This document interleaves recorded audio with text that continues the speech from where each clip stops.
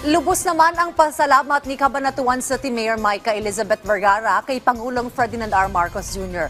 dahil sa ibinigay nitong 2 malaking rice mills sa lungsod.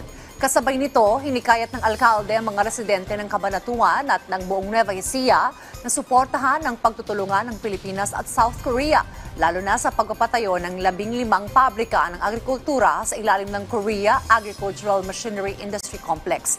Layon po nitong palakasin ang produksyon ng mga magsasaka at hindi na umasa ang Pilipinas sa pag-angkat ng mga makinarya sa pagsasaka.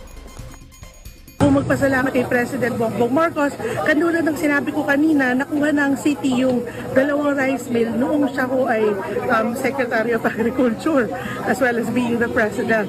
So napakalaking bagay po nito dahil more than ayuda, ang dala nito ay programa. Ang programa kasi araw-araw mo mapapakinabangan. And yun talaga ang pinaka-importante sa bawat Pilipino. Sa aking mga kababayan sa Cabanatuan at syempre sa Nueva Ecija, sana po ay suportahan natin itong partnership between Korea and the Philippines. Napakalaking bagay nito sa buong Nueva Ecija. Ito ang unang factory, actually hindi lang isa, 15 factories ng agrikultura na itatayo dito sa buong Pilipinas.